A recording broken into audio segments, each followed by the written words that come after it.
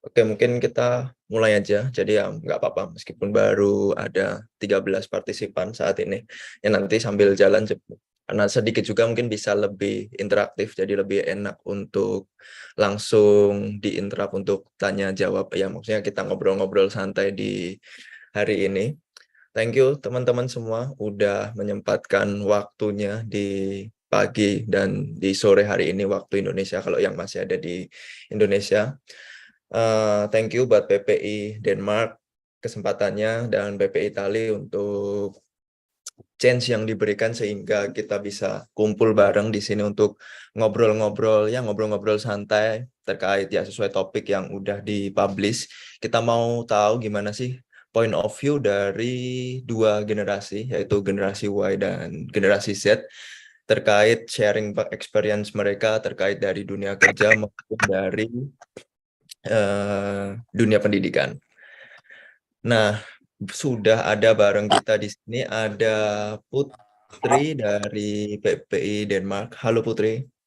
Halo, Nah, dan sudah ada juga dari sudut generasi Z ada Aulia Putriaji, biasa dipanggil Aul. halo. Nah, brief history aja untuk Putri sendiri yang sekarang sedang melanjutkan studi di Copenhagen, memiliki experience lebih dari kurang lebih 10 tahun di Bank Mandiri, sedangkan untuk Aulia memiliki experience sebelum melanjutkan pendidikan di Italia di Padua, memiliki experience di beberapa perusahaan mulai dari Lazada, Akulaku, Shopee, dan ya rata-rata sekitar 1 sampai 1,5 tahun di setiap perusahaan. Jadi kedua teman-teman kita ini memiliki kemiripan, memiliki pengalaman kerja dan kemudian mereka melanjutkan pendidikan master di Denmark dan di Italia. Nah, untuk acaranya karena ini juga cuma sedikit, nanti kalau mau langsung ada yang diinterap, mau langsung ngobrol, mau langsung tanya diskusi, kita feel free aja. Jadi nggak harus saklek seperti apa. Tapi sebelum kita masuk ke lebih dalam, mungkin kita lihat sedikit dulu apa sih Gen Y, Gen Z dan sedikit. Dan seterusnya itu kita mau lihat dulu, mungkin boleh dibantu untuk sedikit slide dan videonya.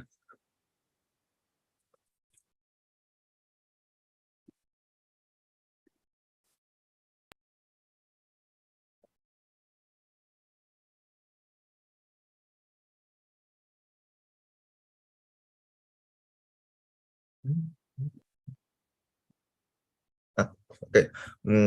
Jadi kalau kita flashback sedikit berdasarkan dari McKinsey dan beberapa jurnal, Gen Y itu ya kita tahu lahir di antara tahun 80 sampai 94.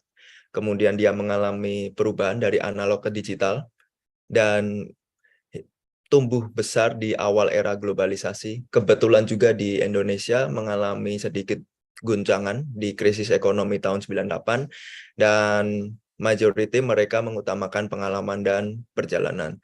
While untuk Gen Z sendiri mereka lahir sejak di periode 95 sampai 2010, tumbuh sudah dalam era internet dan digital dan sudah terbiasa dengan globalisasi, mengalami booming ekonomi saat mereka tumbuh dewasa dan mereka mengutamakan impact sustainability yang saat ini juga sangat seksi untuk dibicarakan.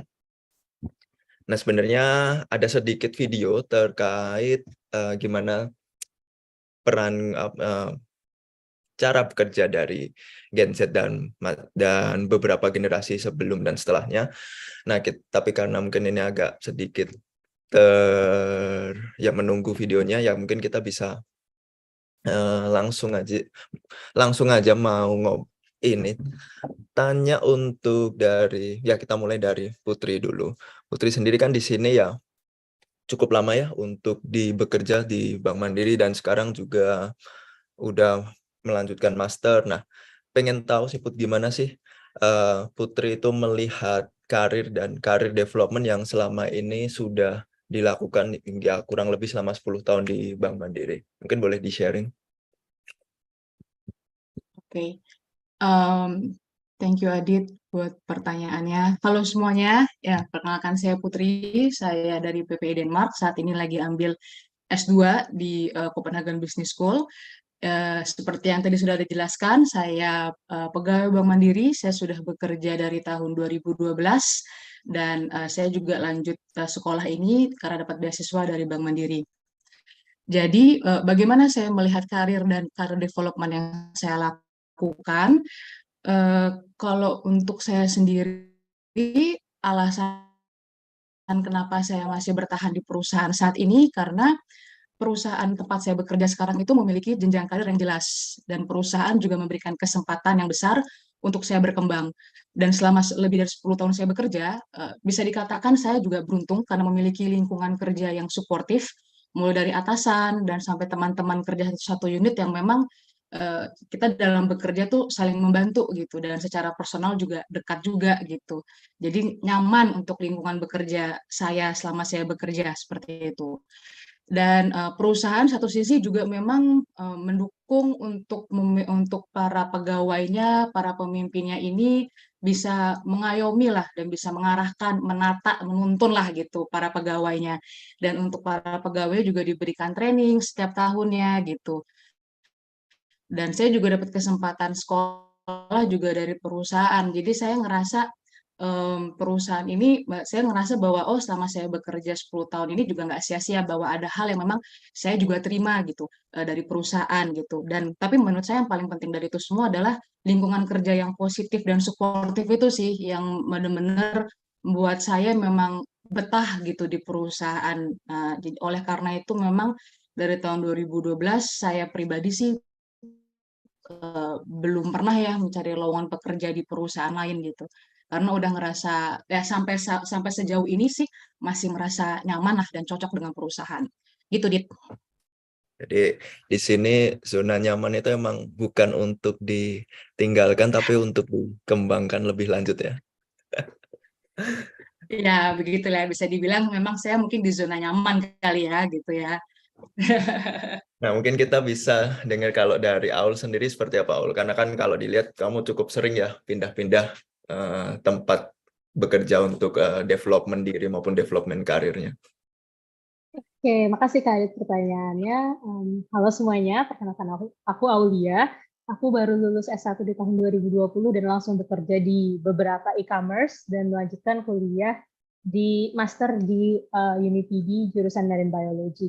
Sebenarnya gini sih Kak Adit, kalau dilihat dari background aku kan aku dulu S1-nya Oceanografi dan ternyata nih karirnya malah di e-commerce kan itu kayak di business development itu kan beda banget kan sama S1-ku dan mungkin kalau buat teman-teman Gen Z, pada suka pindah-pindah perusahaan atas nama development, baik itu karir maupun diri sendiri, itu sebenarnya karena kita dikasih kesempatan sih Kak sama perusahaan-perusahaan yang nge-hijack kita kalau buat aku pribadi. Karena dari 3 perusahaan itu aku nggak pernah untuk mencoba mencari peruntungan di perusahaan lain dengan cara mendaftar. Jadi mereka lebih ke arah nge-hijack aku gitu. Jadi awalnya sejak aku lulus, aku internship di Shopee, terus mereka menawarkan untuk posisi full time. Setelah sekitar setahun di Shopee, dari aku laku yang approach aku melalui LinkedIn, habis itu aku pindah ke aku laku dengan beberapa benefit yang mereka tawarkan. Dan setelah beberapa bulan, kayak sekitar 9 bulanan, Lazada yang selanjutnya nge-hijack aku gitu sih Kak. Jadi ya sebenarnya kalau bisa dibilang saat aku mulai nyaman ternyata ada lagi yang menawarkan kesempatan lebih baik gitu sih Kak Adit. Sampai akhirnya memutuskan untuk sekolah lagi. Kayaknya aku harus belajar nih gimana caranya biar dilirik LinkedIn-nya dari Aul ini. Tapi selama pindah-pindah itu ada Ya. tantangan yang dihadapin nggak? Maksudnya moving dari satu company ke company yang lainnya. Pasti ada tantangan karena kan saat kita sudah nyaman terus tiba-tiba harus pindah lagi, harus adjustment lagi sama bos, sama peer, itu kan apalagi sama HR-nya juga, itu kan mungkin rada susah ya karena kan setiap perusahaan punya budayanya masing-masing. Tapi alhamdulillahnya setiap perusahaan yang aku bekerja di sana dan bergabung itu mereka sangat-sangat menyenangkan sih lingkungan kerjanya gitu. Jadi kayak aku bisa cepet mingle sama semua orang, baik itu temen segrup, terus atasan aku maupun teman di luar grupku gitu. Oke. Kalau boleh tahu nih, selama yang di e-commerce itu apakah yang mengalami sedikit gap antar ya maksudnya dengan peer ataupun dengan atasan, apakah emang gap antar generasi itu ada atau ya emang sebenarnya udah ya cukup sevisi semua? Kalau dibilang e-commerce itu kan lebih kayak startup gitu ya, kayak dia memang environment-nya atau budayanya memang udah mingle semuanya, dan kita tuh nggak ada ruangan masing-masing, jadi hanya kubikel, dan itu bersama, kita bisa duduk di mana aja. Sejauh ini aku ngerasa setiap aku bekerja di startup atau di e-commerce itu kita nggak ada gap satu sama lain. Kita bisa kerja serius, tapi di luar kantor tuh kita bisa jadi temen banget. Even kita bisa staycation bareng-bareng di luar kantor ya, di luar kegiatan kantor kita bisa staycation bareng-bareng, kita bisa kayak abis jam kerja kita bisa pergi buat dinner bareng-bareng gitu sih. Jadi antara atasan sama bawahan itu nggak ada gap sama sekali gitu. Oke. Nah, mungkin kita juga mau dengar nih kalau dari Putri sendiri, tantangannya gimana Put selama 10 tahun mengarungi kapal di tempat yang sama seperti saat ini? Kalau menurut aku sih kayaknya untuk tantangan antara pegawai yang konsisten, maksudnya yang emang kerja satu tempat terus sama yang pindah-pindah, aku rasa tantangannya sama ya. Kalau yang aku rasain sih tantangan yang saya hadapi itu yang pertama itu memiliki atasan dengan gaya kepemimpinan yang kurang cocok, yang berbeda. Memang nggak bisa dibohongi ya, karena kan kita punya atasan, saya punya atasan saat itu ya usianya sudah sangat jauh sekali, udah benar-benar mungkin generasi baby boomer. Jadi memang agak itu tantangan ya buat saya, Kak. Jadi contohnya misalnya gini bedanya. Ya, inginnya saya pernah punya atasan di mana atasan saya itu pengennya anak buahnya itu bekerja sesuai ekspektasi beliau, tapi beliau tidak membimbing atau memberikan arahan atau membantu kita untuk memahami dia ini maunya apa gitu. Tapi dia pengennya kita paham gitu loh dia maunya apa. Nah, hal-hal kayak gitu yang saya sempat ya bisa dibilang sempat shock juga pas awal-awal pindah dari kuliah ke kerja kayak gitu. Itu tantangan buat saya karena kan saya kan bekerja ada atasan atau teman kerja kan saya juga pengennya kita kerjasama enak ya secara komunikasi gitu. Terus yang kedua tantangannya memiliki teman kerja yang tidak helpful gitu. Pernah juga saya lama kali masuk kerja, saya kan masuk melalui jalur ODP, masuk ke lingkungan kerja yang teman-teman teman-teman kerja saya udah senior ya, yang udah kerja 3 sampai 5 tahun. Ya, adalah saya ngalamin yang namanya senioritas yang ketika saya butuh bantuan mereka kayak, "Loh kamu coba kerjain sendiri," kayak gitu-gitu. Ya, kayak gitu-gitu tuh menurut saya juga tantangan. Nah, ya, tapi dengan tantangan yang saya hadapi, saya saya sendiri sih memilih untuk bertahan di perusahaan sekarang karena saya berpikirnya nothing lasts forever gitu. Atasan, teman kerja maupun saya memiliki kemungkinan untuk dimutasi atau rotasi setiap tahunnya. Jadi saya bisa punya pengalaman baru, punya teman baru juga di setiap tahunnya gitu. Dan kenapa saya juga tidak memilih pindah juga karena saya juga berpikir kalau saya pindah perusahaan itu tidak menyelesaikan masalah saya pribadi juga gitu, karena ada kemungkinan di tempat yang baru saya juga ketemu tantangan seperti itu, bisa ketemu sama atasan yang seperti itu juga, atau mungkin bisa dapat lingkungan kerja yang lebih toksik dari perusahaan sebelumnya. Kayak gitu sih, Dit, kalau dari saya ya, tantangan yang saya hadapi. Udah lama nggak dengar kata-kata toksik ini. Kalau dari Aul sendiri sempat ngalamin nggak hal-hal yang menurut Aul itu ya sekarang itu kayak toksik ya atau kayak seperti yang disampaikan di Putri tadi? Jujur kalau aku selama 3 kali pindah perusahaan itu jarang banget ketemu sama atasan yang toksik karena mungkin gap umur kita yang lumayan deket dan mereka lebih ngertiin sih Kak sama polanya Gen Z nih. Jadi setiap mau deliver sesuatu mereka akan menanyakan pendapat kita dan kita set up expectation satu sama lain gitu. Jadi kita bisa tahu menurut atasanku mereka maunya seperti apa dan menurutku dan tim kita maunya seperti apa. Dan juga kan kita aku sempat bekerja di sana itu untuk nge-maintain sebagai RM ya, nge-maintain seller-seller gitu. Jadi kayak kita memang berdiskusi, lebih sering berdiskusi dan set up ekspektasi sih satu sama lain. Jadi jarang adanya miskomunikasi gitu.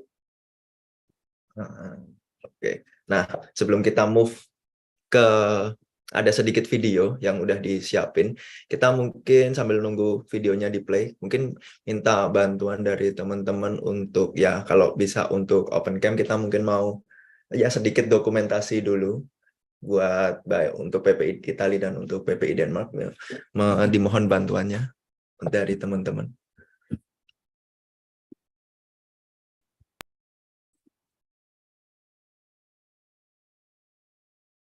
Sama untuk videonya minta tolong Pandu disiapkan. Karyawan anak 80-an. Iya Pak, iya Pak. Oh, jadi itu saya kerjakan juga. Iya, baik Pak.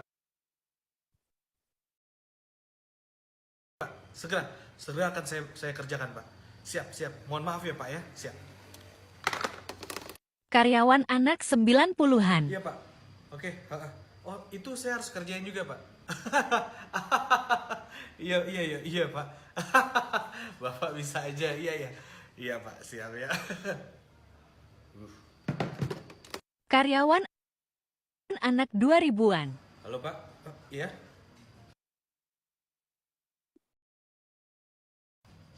Loh, tapi itu bukan job desk saya Pak. Bapak ngegaji saya cuma segitu bukan untuk ngerjain kayak gini. Bapak nggak bisa kayak gitu. Kantor toxic environment, bos toxic. Gue butuh healing. Nggak bisa. Gue harus resign. Sekarang juga. Udah cukup gue 3 hari diginiin. 3 hari. Karyawan anak 80. Ya, itu tadi sedikit video dari Don Gustavio. Ya, nggak tahu apakah itu emang stereotipnya atau seperti ya emang seperti itu adanya. Kalau aku sendiri kan sebenarnya juga masuk ke 90-an. Ya, meskipun kadang ngeluh emang tetap akan dikerjakan. Nah, kita mau tahu nih experience-nya dari Putri dan Aul ini emang seperti kita mulai dari Putri dulu deh. Di tahun emang seperti itu nggak sih stereotipnya? Atau emang itu ya cuma jokes saja? Aku jujur belum pernah sih kerja sama Gen X. Cuma mau ngobrol juga sama Aul. Emang kayak gitu Aul generasi X. Maksudnya emang kayak begitu ya? Emang, itu valid? Emang kalau udah kerja 3 hari kayak begitu terus udah toxic gitu kayak gitu apa gimana? Mungkin maksudnya Kak Putri Gen Z kali ya. Kalau X kan di Oh atas iya, kita. Gen Z. Iya, Gen. Emang kayak begitu ya Gen Z ya? Misalnya in real life apa? Karena kalau menurut aku kayaknya itu bukan masalah generasi deh kalau kayak begitu. Ya, kalau menurut Aul gimana ngeliatnya? Ini sih sebenarnya kalau di kantorku nih 3 kantorku kita nggak ada yang kayak gitu sih Kak. Dari lingkunganku sendiri kita tuh nggak ada yang kayak gitu. Tapi ada nih teman-temanku yang di luar lingkungan kantor tuh emang ya apalagi yang jauh di bawah lebih muda dari aku ya. Mereka lebih seperti itu sih, itu penggambaran yang nyata di dunia sekarang. Makanya kan sekarang banyak teman-teman di angkatan kami, di angkatanku, yang lebih memilih untuk jadi freelancer sih Kak daripada kerja kantoran. Karena mereka tidak mau terpressure atau misalnya ngerasa kalau atasan nyuruh-nyuruh itu sebuah pressure atau toxic. Jadi mereka lebih milih untuk, oh ya kita ngambil misalnya jadi VA kah atau VA itu kayak virtual assistant atau misalnya social media specialist yang bisa dikerjakan di rumah dan itu nggak ada tanggung jawab ke atasan yang benar-benar di jor-joran gitu sih Kak. Kecuali kalau kita kerja kantoran kan kita ada target yang harus di-achieve, ada kewajiban yang emang harus kita kerjakan gitu. Jadi yang aku lihat sih teman-teman aku yang seperti penggambaran pada video itu, mereka akan lebih memilih untuk kerja secara mandiri sih, Kak. Oke, Kayaknya tapi aku kan juga butuh healing. nggak tahu sih, jujur kalau saya pribadi saya nggak pernah sih ketemu sama Gen Z yang seperti itu gitu. Dan tapi kalau secara ini apa ya sih baru 3 hari kerja, terus bos minta update pekerjaan, udah begitu banget. Saya sih ngelihatnya, menurut saya video tadi terlalu berlebihan menurut saya ya. Kalau untuk Gen Y, ya tadi yang seperti Adit bilang, kalau dari saya pribadi sih, saya sih kalau ada atasan minta apa laporan atau minta ada pekerjaan tambahan, ya saya tetap akan pekerjakan. Yang penting adalah komunikasi. Kalau misalnya ternyata bos kita demanding, oke minta sore hari ini juga selesai misalnya gitu. Tapi ternyata kita masih punya pekerjaan lain nih yang harus kita kerjakan. Kita kan bisa ngomong sama atasan, Pak, tapi kan Bapak kemarin ngomong sama saya, minta saya untuk menyelesaikan pekerjaan A sore ini juga. Sekarang Bapak kasih saya kerjaan tambahan sore ini juga. Ini boleh nggak Pak saya pilih apa boleh nggak Pak misalnya yang ini saya put aside dulu terus saya kerjain ini kayak gitu-gitu. Maksudnya ada ruang untuk berkomunikasi lah untuk masalah deadline atau menyelesaikan pekerjaan kalau menurut saya gitu. Nah, untuk healing terus untuk yang kayak tadi kan ada yang bilang gua harus healing kayak gitu-gitu. Ya sebenarnya Gen Y juga butuh healing juga sih. Ya maksudnya kita butuh generasi milenial juga butuh healing juga gitu, nggak cuma Gen Z juga gitu, gitu sih.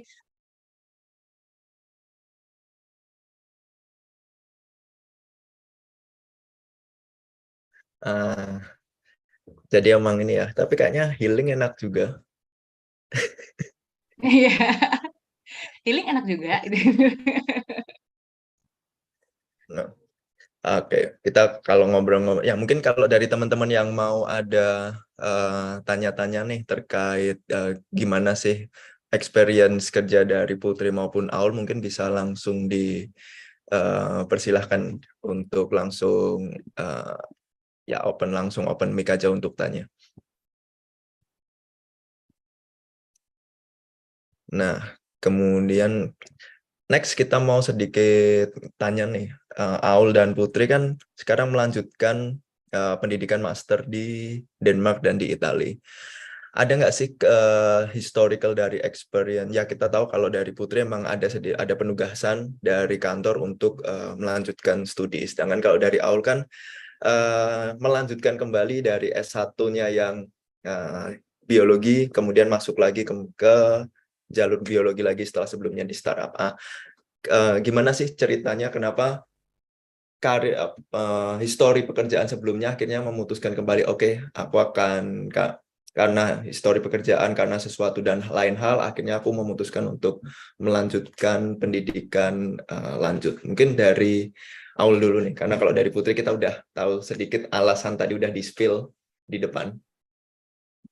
Oke, makasih pertanyaannya Kak Adit. Kalau buat aku sendiri, kenapa aku melanjutkan ke marine biology yang sebelumnya aku oceanografi dan sempat kerja di berbeda jalur, itu karena memang cita-cita pribadi dari kecil sih. Aku pengen kuliah ke luar negeri dan emang aku tujuan utamanya itu bukan buat kerja di kantoran, melainkan aku pengen jadi pendidik. Gitu. Jadi kan salah satu cara untuk menjadi pendidik itu kan kita melanjutkan sekolah lagi yang sejalur. Gitu sih Kak. Kalau dari aku pribadi dan ya lebih ke arah pingin healing aja kayaknya deh dari selama ini kayak sekolah di Indo, abis itu kerja di Indo, kayaknya healing ke luar negeri tipis-tipis sekalian liburan bisa nih gitu.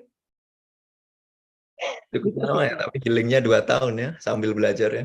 Ya alhamdulillah Kak, healingnya bisa tipis-tipis gitu. Nah, kalau dari Putri sendiri gimana Put? Karena kan ya pasti 10 tahun udah nyaman, karir track udah dibentuk selama itu. Nah, akhirnya oke, karena pasti keputusan yang berat untuk move dari Indonesia ke Denmark untuk belajar memulai hal baru lagi. Mungkin bisa di-sharing Put. Kalau dari aku sih karena memang ini dari ini satu program kantor, jadi memang motivasinya ya ada motivasi keperluan atau kepentingan kantor juga ya. kenapa saya akhirnya mau sekolah lagi gitu. Karena saya kerja di perbankan, industrinya dinamis dan perkembangannya pesat, terutama berkaitan dengan teknologi. Ya kita ngeliatlah kalau dulu, nih kita gambaran sedikit tentang industri ya, karena kan motivasi saya ada juga dari dari pengaruh perusahaan juga gitu. Kayak di bank ini kan dulu kalau kita teman-teman lihat kalau bank itu mau nambah profit, dia melakukan strategi dengan cara menambah cabang. Jadi kalau teman-teman lihat banyak banget kantor cabang di mana-mana gitu. Tapi sekarang karena sudah mulai kita shifting ke teknologi, ke online banking, internet banking, jadi memang perlu nih untuk bank juga menyesuaikan untuk bisa lebih digital lah untuk eh, pelayanan banknya. Jadi dibutuhkan juga memang talenta atau pegawai yang memang ahli lah di bidang digital bisnis gitu. Nah, karena itu makanya kebetulan perusahaan juga ada kesempatan untuk memberikan kesempatan beasiswa dan ada kesempatan untuk karyawannya sekolah lagi. Dan saya juga masuk dalam proses seleksinya, saya lolos. Ya, saya pikir ya kenapa enggak saya lanjut lagi sekolah supaya saya bisa tetap relevan lah sama industri ini. Toh juga perkembangan teknologi ini kan nggak cuma masuk ke industri perbankan, juga banyak industri juga terkena gitu dengan adanya perkembangan teknologi ini gitu. Jadi alasan utamanya supaya saya bisa tetap relevan sih di dunia kerja gitu. Saya bisa beradaptasi dengan tantangan yang baru lagi lah ke depannya. Itu sih alasan saya kenapa saya mau lanjut lagi sekolah gitu. Gitu, Dit. Ngalamin ini nggak, Put? Shock culture ketika shifting dari dunia pekerjaan kemudian masuk sekarang di dunia akademis. Oh, bukan shock sih, tapi lebih kayak shocknya lebih ke shock happy. Maksudnya kan kalau di dunia kerja kan ini ya benar-benar dari setengah 8 sampai jam ya nggak setengah 5 lah gitu. Kadang lembur, kalau udah akhir bulan pasti lembur, terus juga ada ya karena kita kerja di bank ya, waktu itu penempatan saya terakhir juga di business unit, target, meeting weekly, ini targetnya mana, belum hijau segala macam, kadang Sabtu Minggu masuk kerja gitu. Emang kerasa banget pace-nya tuh waktu masih kerja tuh cepet banget gitu waktunya kayaknya, sibuk banget waktunya. Tapi begitu kuliah, itu kan kuliah kan ya kayak saya kan satu semester ini 4 mata kuliah gitu. Jadi kerasa banget ininya ya pola hidupnya berubah banget gitu, Jadi lebih kerasa slow banget down ya, gitu. Kak? Iya, jadi slow down gitu. Jadi kayak kok ini udah nggak ini lagi gitu. Biasanya akhir bulan biasanya gue masih di kantor di jam segini gitu. Terus sekarang nih gue lagi di pinggir ya lagi di taman duduk-duduk. Jadi ya ada shocknya juga sama belajarnya juga kan menyesuaikan lagi karena kan beda ya antara sekolah di Indonesia sama sekolah di sini. Bahasa juga jadi salah satu faktor ya walaupun secaranya alas memenuhi segala macam tapi ya menurut saya masih perlu penyesuaian juga di situ. Jadi memang ada shocknya juga sih Dit gitu sama teman-teman yang lain juga kan temannya udah teman internasional semua dari latar belakang yang berbeda, mereka punya pemikiran yang unik, jadi ya it's a unique experience lah, but in a good way gitu. Ya, totally agree sih. Memang jadi berasa sih ketika yang dulunya fast-paced harus A, B, C, D, Z sampai Z dengan fast kencang, sekarang ketika mau kuliah sedikit lebih slow down. Nah, ini kalau dari Ya deh. Alsini gimana nih? Healingnya sejak dari awal nih. Soal awal. Iya juga sih kayak baru 2 tahun kerja ya langsung healing. Tapi ini sih Kak, karena mungkin di Jakarta sama di Italia itu pola hidupnya berbeda banget ya. Mungkin kalau dari kecil aku kan tinggalnya kebetulan di Jakarta, dan di Jakarta tuh kayak mau sekolah aja kita harus siap-siapnya dari jam 5 pagi. Ya daya-dayanya itu banyak banget. Habis itu tiba-tiba kerja yang Yes. rumahku di pinggir Jakarta dan kerjanya tuh di tengah-tengah kota. Ya aku harus berangkat tuh dari jam 5:30, ngejar bis, macet, dan lain-lain. Itu juga stressful kok, kecuali pas waktu pandemi ya, karena kan aku 2 tahun kerja, 1 tahunnya pandemi, kayak di rumah aja gitu. Jadi pas tiba-tiba sebelum pandemi berakhir, bukan berakhir sih, lebih ke arah turun dan kita udah mulai WFH mix, habis itu aku harus ke Italia, itu juga ngerasa kayak lumayan berubah, kayak lebih slow down, karena emang di Italia aku tinggalnya kebetulan di Chioggia, daerahnya sepi, terus kayak wow tidak ada macet di sini gitu. Jadi kayak healing lagi, healing 2.0. Ya, terus di e-commerce kan juga kalau mungkin kalau di bank akhir tahun riwehnya ya kayak. Kalau di e-commerce kebetulan kita setiap bulan riweh karena ada 11, 22 yang angka kembar itu. Jadi lumayan menyiksa batin ya yang kayak oh project ini nih udah kelar nih. Ternyata tiba-tiba ada project lainnya. Jadi kita tuh kerja project by project gitu dan projectnya bisa project A bisa layover sama project B dan project C. Jadi ya gitu. Lumayan kaget juga sih pas belajar sekolah lagi walaupun pelajarannya mungkin lebih berat daripada apa yang aku pelajari waktu di Indo, tapi aku lebih punya waktu untuk melihat diriku sendiri, reflect back sama belajar tentang diri sendiri sih kalau di sini.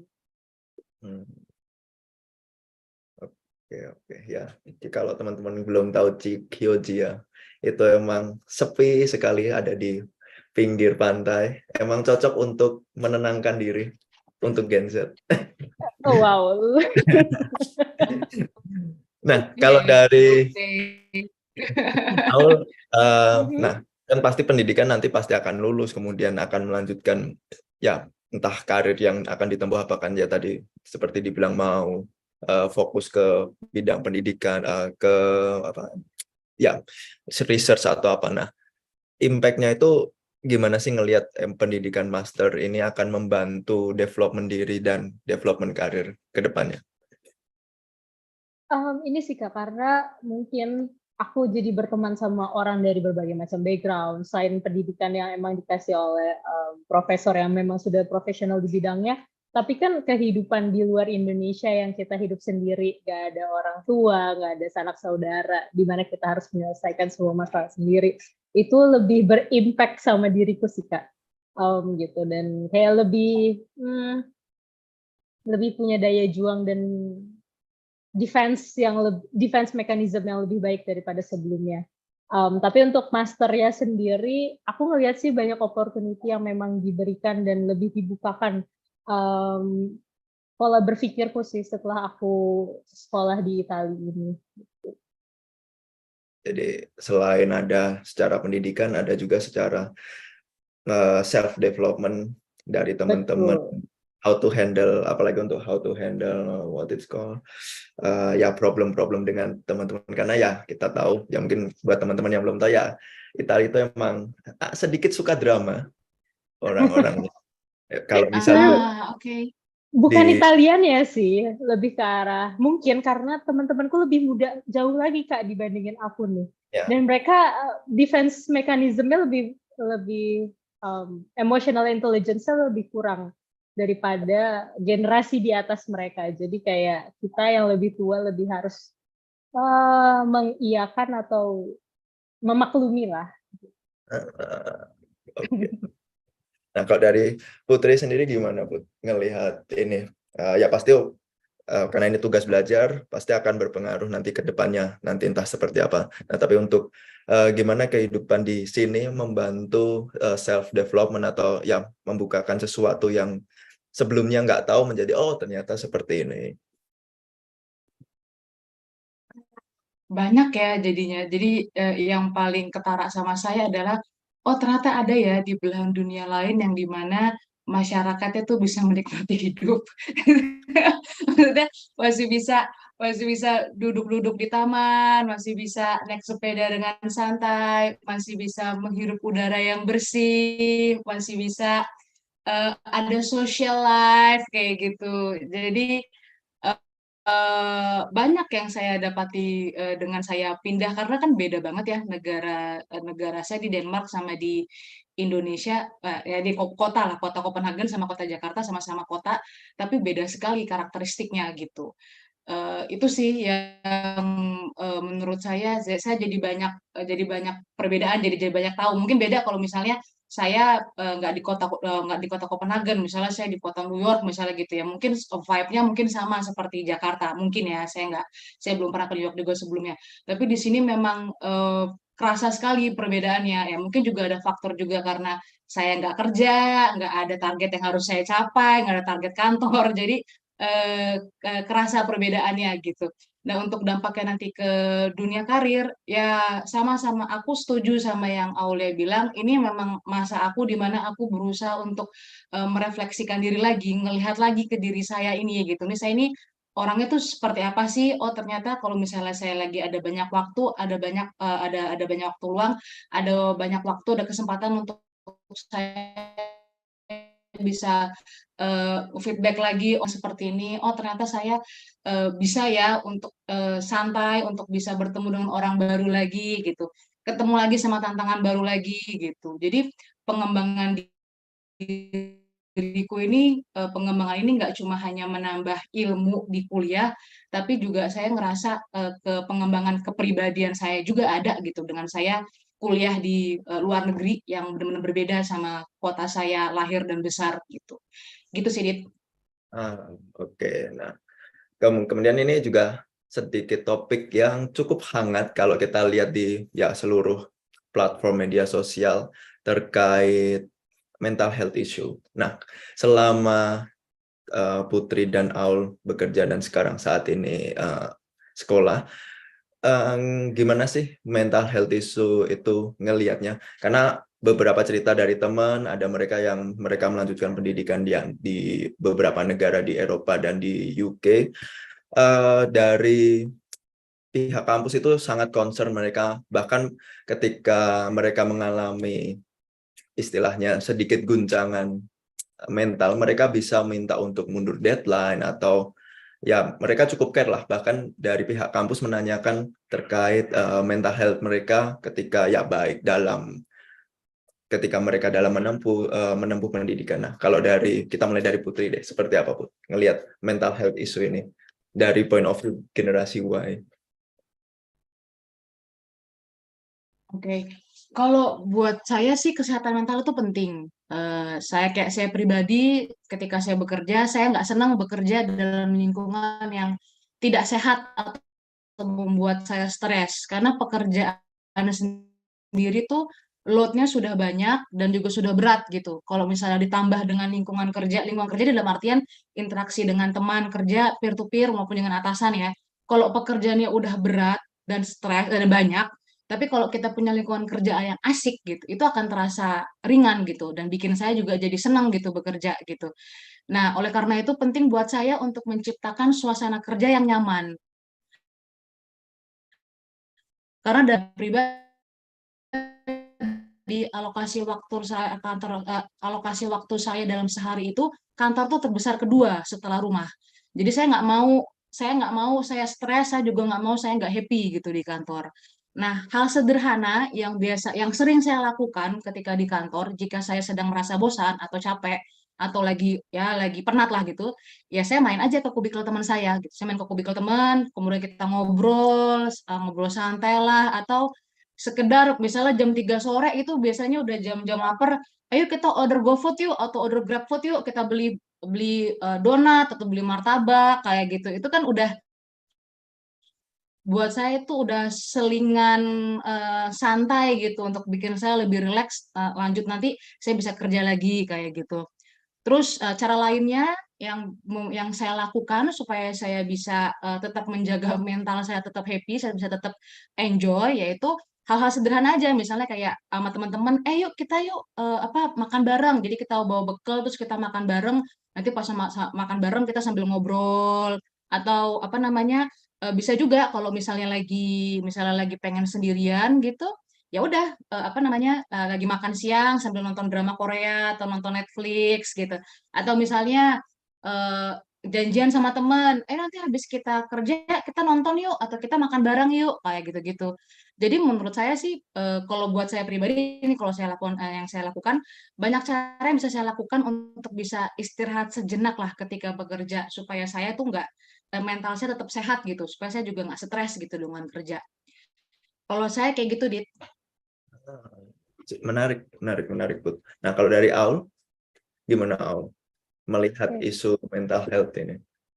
Kalau aku melihat isu mental health ini kayaknya untuk generasi Z ini kan dia lebih sering menggunakan sosial media, dan sekarang di sosial media itu banyak banget orang-orang atau narasumber-narasumber yang berbicara tentang atau sharing tentang mental health ya Kak ya. Dan kalau buat aku pribadi sih selama ini di kantor-kantor yang pernah aku bekerja di sana, itu kantornya emang sudah memberikan ruang di mana kita diberikan psikolog kalau kita ngerasa kita terpressure atau misalnya kita ngerasa lelah, kita bisa cerita sama psikolog itu gitu dan itu dijamin kerahasiaannya quote and quote gitu Kak. Terus kalau di kantorku terakhir di Lazada, mereka tuh sangat mindful banget. Kita tuh dikasih kelas-kelas Kak. Ada kelas kayak sekarang tuh ada Ponfit atau zaman dulu aku tuh ada kita ngelukis bersama di jam-jam terakhir gitu. Terus setiap kita ada angka kembar kita tuh dikasih kayak makanan. Jadi ada banyak prasmanan makanan-makanan dan treats-treats dari kantor gitu untuk menjaga mental health pekerja-pekerjanya gitu. Dan yang jadi nggak heran pas aku balik ke maksudnya pas aku sekolah di Itali di kampus itu kita memang dikasih klinik untuk psikolog juga. Dan di Itali pun kalau kita mau ke psikiater gratis sih gitu. Jadi kayak aku senang sekarang banyak orang yang lebih thoughtful dan mindful terhadap mental health dan jadi kalau kita berkomunikasi sama teman atau peer, kita juga memikirkan apakah itu men-trigger mereka atau apakah kita menyakiti hati mereka atau bagaimana cara kita menanggapi apabila hati kita terganggu tanda kutip gitu. Jadi kayak sekarang pola berkomunikasinya mungkin lebih ada perkembangan sih Kak gitu. Dan juga kan mental health itu nggak hanya tentang diri kita, tapi juga misalnya orang tua melakukan parenting ke anaknya gitu. Itu kayak aku banyak lihat perkembangan sih di sosial media gitu.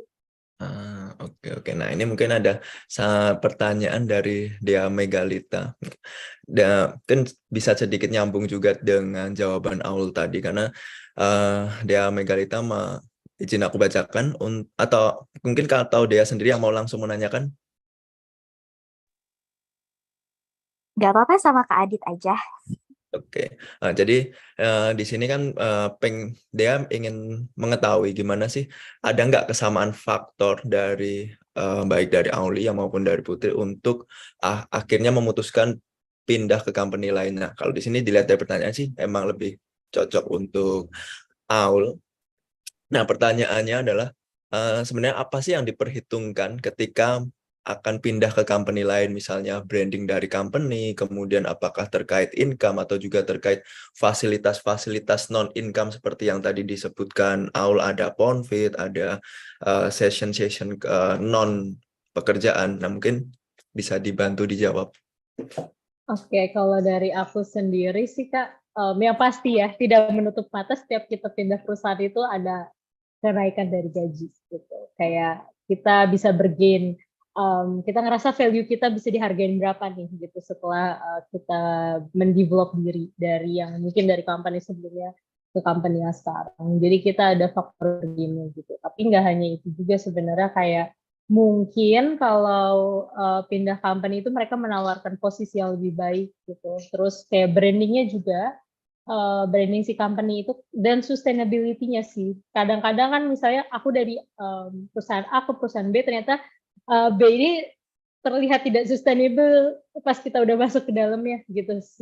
Habis itu ditawarin nih sama perusahaan C, oh ternyata dia lebih sustainable kelihatannya dan mereka ada kayak aku bisa ngelihat oh mereka bakalan maju ke depannya gitu. Jadi kayak itu juga termasuk sih gitu. Jadi kayak kita kan nggak bisa pindah ke tempat yang malah nanti jadinya menjerumuskan di ke depannya gitu sih Kak. Gitu. Jadi ya banyak faktor, terutama mungkin tadi itu dari culture-nya atau lebih ngerasa nyaman di mana gitu sih Kak. Jadi emang harus benar-benar diperhitungkan matang ya ketika emang mau memutuskan oke, aku akan move ke tempat lain. Karena ya jujur kalau aku sendiri dan dari Putri kan belum sempat mengalami sendiri nih gimana rasanya untuk memutuskan. Iya. Iya, soalnya ada sih Kak temanku yang misalnya dia di hijack nih sama perusahaan A, terus dia ditawarin, oh ya lo nanti di gajinya naik 100% gitu. Ternyata 3 bulan kemudian di cut off. Itu kan berarti nggak sustainable gitu. Kayak oke, gajinya naik 2 kali lipat, tapi ternyata itu kenapa gitu? Itu malah di cut off gitu. Itu sering banget terjadi, apalagi kayak di dunia startup ini. Waktu zamannya startup booming kan mereka berani untuk ngasih tinggi dan ternyata failed gitu kan. Itu juga harus dilihat lagi sih Kak. Oke. Thank you. Nah, mungkin dari teman-teman kalau mau langsung bertanya bisa langsung raise hand atau langsung ditanyakan aja. Nah, ini ada satu lagi dari Kiki. Nah, ini mau tanya terkait kelanjutan hidup dan karir setelah pendidikan. Ini aku bacakan, langsung aku bacakan aja. Aku sendiri setuju kalau sekolah lagi setelah kerja itu seperti healing dari rutinitas pekerjaan. Pertanyaannya adalah, menurut kalian gimana cara navigate untuk balik dan adjust lagi setelah balik ke dunia kerja atau di bidang pekerjaan baru? Apalagi yang pindah, apalagi seperti Aul ini yang nanti shiftingnya dari e-commerce sekarang back lagi ke pendidikan seperti di S1-nya. Nah, mungkin bisa kita mulai dulu dari Putri dulu. Gimana cara, pasti kan setelah cukup lama ya, untuk sekolah hampir 1-2 tahun, kemudian nanti akan move balik lagi. Adjustment-nya nanti yang kira-kira ada di benak Putri saat ini seperti apa? Adjustment-nya sebenarnya sih karena tempat bekerja saya sama seperti sebelum saya sebelum saya kuliah, jadi sih nggak, nih gambar aja sih, gambaran saya sih saya kayak untuk pekerjaan sih sepertinya saya masih bisa ngikutin gitu. Yang saya takutin justru tantangannya itu adalah buat saya adalah bagaimana yang dari slow pace ke fast pace-nya itu loh, yang saya masih kayak bisa nggak ya saya nanti jadi cepet lagi kayak dulu gitu, karena kan dari fast ke slow itu kan lebih lebih enak memang terasanya karena masih ada waktu istirahat, ada waktu bersosialisasi. Tapi begitu dari saya punya waktu yang sekarang banyak untuk bersosialisasi, banyak untuk santai istirahat, ke fase di mana saya harus lari lagi untuk karir. Nah, itu yang saya sendiri juga jujur sampai sekarang juga masih kayak mencari jawabannya masih bisa apa enggak gitu. Tapi kalau untuk masalah dengan pekerjaan, saya yakin sih masih bisa saya ikutin. Mencari pekerjaan tuh maksudnya bidangnya ya, karena kan saya nggak shifting bidang. Saya tetap di bidang yang sama kan, di perbankan, di keuangan, institusi keuangan gitu. Saya rasa saya masih bisa keep up di situ gitu, dan saya cukup pede saya dengan ilmu saya yang saya dapat, pengalaman saya luar negeri, saya bisa kasih kontribusi lebih gitu. Paling sih kalau dari saya harapannya yang akan saya lakukan realistisnya ya, yang pertama saya akan omong nanti ke atasan saya yang baru gitu. Saya akan minta mohon arahannya, minta tolong Pak, saya sudah 2 tahun nggak bekerja karena saya fokus kuliah, jadi tolong bantu saya, tolong bimbing saya. Ini kalau ada pekerjaan saya nggak paham, nanti saya tanya sama Bapak atau tanya sama Ibu ya, kayak gitu-gitu. Terus nanti saya punya tim baru, ya saya nanti akan coba berusaha masuk lagi ke tim yang baru. Saya ajak ngobrol lagi. Nanti kalau misalnya ada pertanyaan atau misalnya ada rapat yang mungkin saya nggak paham konteksnya apa, nanti saya tanya sama kamu ya, kayak gitu-gitu. Jadi ya mulai dari nol lagi sih bayangan saya, belajar lagi gitu. Gambaran saya itu sih, cuman memang jujur sampai sekarang yang saya belum bisa jawab itu tantangan yang itu tadi. Bagaimana saya bisa menyesuaikan dari slow pace ke fast pace itu, yang mudah-mudahan saya bisa ngikutin itu sih. Itu Dit, kalau dari saya Dit. Ya, itu pasti juga cukup berat sih, karena kalau dari cepat ke lambat ya mungkin lebih mudah, tapi dari lambat ke cepat ya pasti gasnya harus lebih kencang ini nanti. Nah, kalau dari Aul gimana? Betul. Kalau aku pribadi kayak mungkin aku udah kebayang ada beberapa pola yang bisa aku terapkan sih Kak. Ya, beberapa kemungkinan maksudnya. Yang pertama mungkin aku bisa lanjut sekolah pendidikan lagi karena emang itu sejalan sama pendidikan sekarang. Yang kedua mungkin aku bisa bekerja, cari kerjaan baru atau memulai bisnis sesuai dengan bidang sekarang. Karena kan marine biology itu kan kita juga belajar tentang tambak, fisheries, yada-yada yang bisa kita implementasikan di Indonesia. Gitu. Yang ketiga mungkin bisa juga kembali ke perusahaan yang terakhir. Karena itu juga tidak menutup kemungkinan kan untuk kembali ke dunia e-commerce setelah vakum 2 tahun nih, gitu sih Kak. Jadi karena maksudnya tuh kayak aku S1-nya oceanografi terus tiba-tiba masuk e-commerce berarti tidak menutup kemungkinan aku marine biology terus balik lagi ke e-commerce kan gitu. Ya, benar. Jadi emang Gitu sih Kak. udah sedikit dipikirkan ya, mulai dari sekarang ke depannya setelah lulus nanti seperti Iya, apa. betul. Nah, mungkin ini, nah, Ada pertanyaan ada lagi? lagi. Ya, ini ada pertanyaan dari Amor Bayu. Kalau boleh tahu, mana yang lebih prioritas buat kalian sebagai Gen Z? Salary dan company branding atau work-life balance? Kalau seperti orang tua kita, ya seperti yang kita tahu sebelumnya ya baby boomer, Gen X, itu yang mereka akan lebih pekerjaan yang sustain dan aman seperti PNS, ya, dan pekerjaan-pekerjaan lainnya yang bisa dibilang lebih safe secara masa depan. Dan ini pertanyaannya berarti untuk Gen Z. Aduh, jujur ini nggak cuman aku doang mungkin yang berpikir kayak gini, tapi aku belajar dari teman-temanku juga yang tadi udah aku sebutkan dan aku ceritakan kalau kami lebih memilih untuk menjadi freelancer dibandingkan bekerja di sebuah perusahaan. Banyak yang seperti itu gitu ya. Walaupun tidak semuanya. Jadi kemungkinan untuk prioritas dari Gen Z itu sendiri bisa di work-life balance and salary, habis itu baru company branding gitu sih Kak. Gitu. Dan sekarang juga kayaknya aku melihat banyak Gen Z setelah pandemi ini banyak yang pingin daftar jadi PNS sih Kak. Karena kan layover kemarin banyak banget kan, kayak ribuan orang tapi PNS atau BUMN tetap berjalan lancar sebagaimana semestinya. Jadi kayak mungkin sekarang lebih kayak mereka open up their mind gitu terkait kerja sebagai PNS gitu sih Kak. Jadi bisa dibilang ya ternyata pilihan untuk memilih yang sustain itu juga sebuah pilihan yang bisa dibilang oke juga ya untuk saat ini. Iya. Ya jelas karena kan maksudnya jadi PNS itu termasuk work-life balance kan? Ya kan? Iya, Oke. betul. Jadi kan tadi Betul. work-life balance, salary, baru company branding. Kayak buat apa kerja di perusahaan besar tapi kita kayak drain every day gitu. Kayak aduh capek banget gitu. Jadi kayak itu juga sangat apa sih namanya? Sambung menyambung sih.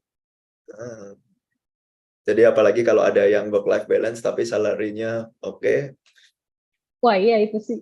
Kalau ada Itu lebih oke lowongan lagi bisa sih. tolong kasih tahu aku mau daftar. Nah, kalau ada mungkin boleh di ini. Kita juga boleh mau daftar. Tolong infokan ke saya kalau ada gaji yang tinggi. Iya. Mungkin kalau dipersilahkan dari teman-teman untuk kalau ada yang mau di ngobrol-ngobrol lagi, santai aja, nggak usah terlalu tegang atau terlalu serius. Nah, pertanyaan yang mungkin bisa dibilang ini pertanyaan pamungkas nih. Kalau dari Putri dan Aul mungkin bisa di-sharing apa sih yang mau disampaikan misal antar dua generasi yang berbeda. Dari Putri mungkin bisa menyampaikan apa sih yang mau disampaikan untuk Gen Z dan sebaliknya Gen Z. dari Gen Z apa yang mau disampaikan untuk Gen Y. Keluh kesahnya mungkin boleh disampaikan atau mungkin harusnya Gen Y itu seperti ini bla bla bla. Kita mulai dari siapa dulu nih? Silakan. Kak Putri mungkin ya. Biar aku nanti tinggal membalas. Jujur aku belum pernah sih kerja sama di kantor dengan Gen Z ini. Jadi aku nggak kebayang mereka kerjanya seperti apa. Tapi aku rasa sih kalau yang video tadi kayaknya sih nggak representatif ya menurut saya. Apa mungkin ada kali tapi saya belum pernah ketemu orang yang seperti itu. Ya, kalau pesan dari saya, ya karena nanti kita di dunia kerja, kita nggak bisa pilih-pilih generasinya mau bekerja sama generasi mana ya. Akan ada momen di mana kita akan, ya mau nggak mau kita bekerja di lintas generasi. Kayak saya harus tetap bekerja sama baby boomer, saya harus kerja sama generasi Z gitu. Jadi ya harapan saya sih, ya kita bisa get along lah gitu. Ya mungkin ya kalau kalian mau healing, ayolah kita healing bareng lah gitu. Kamu kalau misalnya memang kamu mau suasana kerja yang lebih sesuai dengan harapan kamu, ya mungkin komunikasi aja sih, ngomong aja sih ke atasan, ke teman kerja gitu. Karena memang karena kita dari generasi yang berbeda, kita juga melihat sesuatu kan juga berbeda ya gitu kan. Yang seperti tadi saya juga bingung kayak saya tadi contoh saya yang tantangan. Saya pernah punya atasan saya tuh nggak ngasih arahan, nggak ngasih bimbingan, tapi pengennya dia itu kita tuh paham gitu loh. Dia tuh pengennya kita tuh memenuhi ekspektasi dia. Tapi gimana caranya kita tahu kalau dia nggak pernah arahin kita gitu. Nah, hal seperti itu tuh bisa kita hindari kalau antara generasi Y sama generasi Z ini kita bisa lebih lebih terbuka komunikasinya. Oke, kamu mau lingkungan kerja yang seperti apa? Kamu pengen yang nggak mau deadline yang terlalu mepet? Oke, berarti kita bikin cara kerjanya begini gitu. Aku rasa sih kalau ada open communication kayak begitu sih bekerja antar generasi sih harusnya nggak menjadi isu lagi gitu sih. Jadi kita bisa menciptakan lingkungan kerja yang lebih positif lah, lebih suportif. Gitu sih pesan saya untuk generasi Z ya. Terima kasih pesannya. Berasa ini jauh ya, berasa sungguh.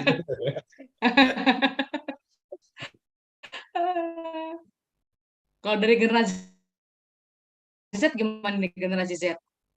Mungkin overall udah dijelasin sama Kak Putri semua ya. Kayak kami berharap supaya kami bisa lebih berkomunikasi secara baik sama generasi Y, kayak lebih bisa saling mengerti dan saling memberikan ekspektasi satu sama lain sih Kak. Karena kan emang yang susah itu untuk menyamakan perspektif di antara generasi ini sih. Tadi aku setuju banget sama Kak Putri. Gitu. Untuk yang lainnya aku setuju banget deh. Semoga kita bisa bekerja sama terus ya Kak. Iya, Gitu. semoga kita bisa bekerja sama ya. Iya. Kita usia nggak jauh loh sebenarnya. Iya. Nggak mau Nggak dianggap tua, jauh. kita nggak jauh kok usianya. Iya. Benar, setuju. Nah, karena kita juga udah mau hampir 1 jam, dari teman-teman mungkin ada yang mau diobrolkan lebih lanjut, dipersilahkan. Nah, mungkin sambil kita ya mempersiapkan ya hampir selesai, mungkin boleh dibantu untuk kita sedikit dokumentasi untuk PPI Itali dan PPI Denmark, mungkin boleh dibantu dari teman-teman untuk sedikit open cam sebelum kita tutup diskusi yang ngobrol-ngobrol santai kita di hari ini.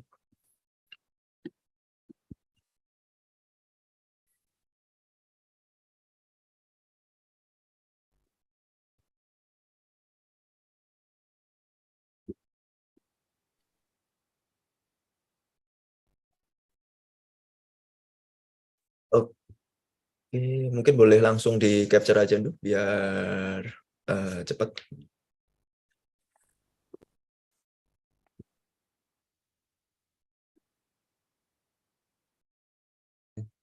Oke ya, aku ambil fotonya.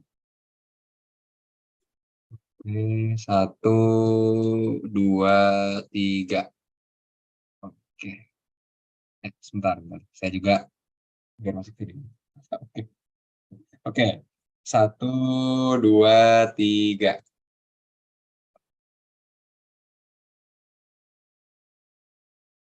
Oke. Saya lagi. 1, 2, 3. Oke, thank you teman-teman. Nah, Oke. sebelum kita tutup, mungkin kita sedikit ringkas. Kita udah ngobrolin apa aja sih di hari ini. Kalau bisa diringkas, sebenarnya dari Gen Y dan Gen Z itu meskipun mereka memiliki pendekatan yang berbeda satu sama lain, tapi sama-sama berusaha mengoptimalkan peluang dan memaksimalkan potensi mereka. Dan tidak dapat didefinisikan juga mana generasi yang lebih baik ataupun yang lebih buruk, karena setiap generasi pasti tumbuh dalam lingkungan yang berbeda, tantangan berbeda, dan kesempatan yang berbeda. Dengan memahami dan menghargai keunikan dari masing-masing generasi, sehingga dapat saling berkolaborasi, dapat saling belajar, dan pastinya untuk menjadi generasi yang lebih baik. Dan akhir kata, Gen Y jangan sungkan untuk belajar ke Gen Z, dan untuk Gen Z juga jangan enggan untuk bertanya kepada Gen Y, karena komunikasi adalah kunci dari keberlangsungan baik dari pendidikan maupun dari karir ke depannya. Demikian untuk ngobrol santai di hari ini. Terima kasih waktunya teman-teman udah berkenan untuk join. Kalau ingin ada yang lebih ditanyakan kepada Putri, bisa langsung ke LinkedIn-nya Putri di Tiarni Putri Vau, dan kalau untuk Aul bisa langsung search Aulia Putri Aji. Kalau pengen menanyakan lebih lanjut lagi tips dan trik, mungkin bisa lebih tanya gimana cara pendidik, gimana sekolah di Denmark, gimana sekolah di Italia, dipersilahkan. Atau mungkin juga ya sedikit promosi untuk saya, Aditya Nugraha, kalau mau yang sebelum ngobrol-ngobrol. Jadi demikian untuk hari ini. Terima kasih teman-teman semua. Thank you Putri, thank you Aul waktunya. Dan selamat melanjutkan aktivitas di hari Sabtu ini. Terima kasih dan sampai jumpa di event PPI Denmark ataupun PPI Italia selanjutnya. PPI Italia berikutnya. Thank you, Thank you.